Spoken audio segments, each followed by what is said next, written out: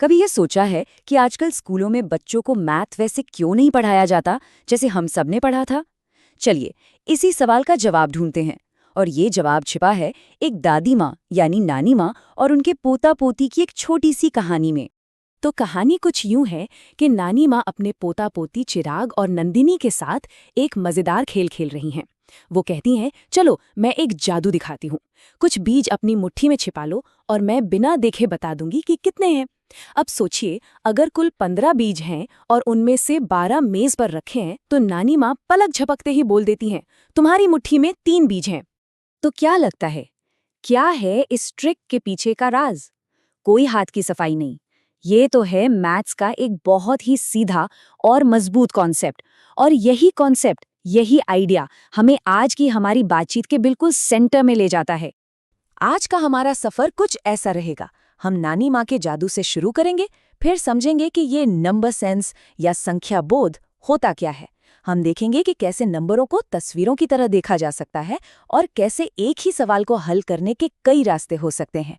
और फिर बात करेंगे कि ये सब खेल और असल जिंदगी में कैसे काम आता है। और आखिर में ये समझेंगे कि ये सिर्फ सही जवाब लाने से कहीं ज्यादा जरूरी क्यों है। तो सबसे पहले, आज की मैथ क्लास का मकसद पहले से बिल्कुल अलग है। अब जोर सिर्फ सवाल हल करने पर नहीं है, बल्कि बच्चों के अंदर एक नंबर सेंस यानी संख्या बोध जगाने पर है। अरे याद है ना वो स्कूल के दिन, जब मैथ का मतलब था बस फॉर्मूले रटो और जो सबसे जल्दी जवाब दे वो ही सिकंदर। एक सवाल, एक ही सही तरीका।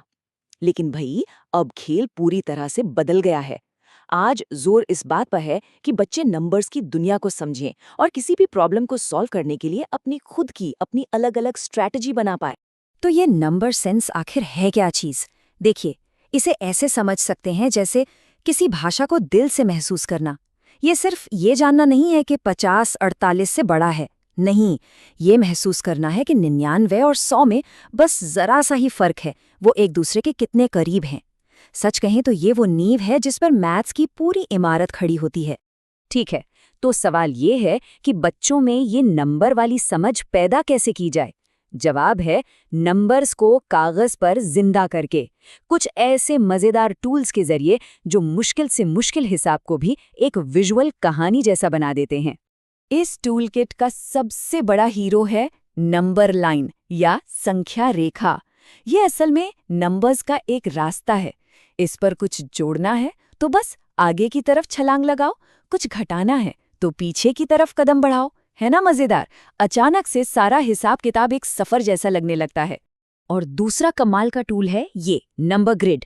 ये 1 से 100 तक के नंबरों का एक नक्शा है और इस पर एक नजर डालते ही पैटर्न्स की दुनिया खुल जाती है। जैसे किसी भी नंबर से ठीक एक खाना नीचे कूदे तो मतलब +10, एक खाना ऊपर गए तो -10। ये तो मेंटल मैथ के लिए एक शानदार जीपीएस की तरह है।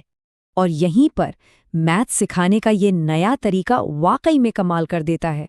ये बच्चों को सिखाता है कि मंजिल तक पहुंचने का कोई एक ही सही रास्ता नहीं होता। अरे असली मजा तो रास्ते में है, यानी जवाब तक पहुंचा कैसे गया, ये ज्यादा जरूरी है। इस स्लाइड को जरा ध्यान से देखिए, बहुत दिलचस्प है। मान लीजिए नंदिनी और चिराग के पास 15 स्टैम्प्स थे और उन्हें 7 और मिल गए। अब 15 में 7 कैसे जोड़े? अच्छा, नानी माँ का तरीका तो सीधा है, एक एक करके 7 कदम आगे चलो। पर नंदिनी थोड़ी स्मार्ट है। वो पहले 5 की छलांग लगाकर 20 पर पहुंचती है, फिर 2 छोटे छोटे कदम और लेती है। और चिराग, वो तो और भी तेज निकला। वो 10 की एक लंबी छलांग लगाकर सीधा 25 पर पहुंचता है और फिर 3 कदम पीछे हटकर 22 पर आ जाता है। देखा, तीनों के रास्ते अलग पर मंजिल एक ही। और यही सोच नंबर ग्रिड पर भी काम करती है। अगर 23 में 11 जोड़ना है तो एक एक करके 11 तक गिनने की कोई जरूरत नहीं। बस ग्रिड पर एक खाना नीचे कूदो मतलब +10 और पहुंच गए 33 पर। फिर एक खाना दाईं ओर मतलब +1 और ये आ गया 34। देखिए कैसे एक मुश्किल जोड़ को 2 आसान छलांगों में तोड़ दिया। तो असल बात यह है कि जवाब से ज्यादा उस जवाब तक पहुंचने की सोच, उस तरीके को अहमियत दी जाती है। ये बच्चों को सिर्फ कैलकुलेटर नहीं बनाता, बल्कि उन्हें एक असली प्रॉब्लम सॉल्वर बनाता है। चलिए, अब देखते हैं कि ये सारी मजेदार रणनीतियां क्लासरूम से निकलकर खेल खेल में और असल जिंदगी की मुश्किलों को सुलझाने में कैसे काम आती हैं। मैथ को मजेदार बनाने का सबसे अच्छा तरीका क्या है? खेल।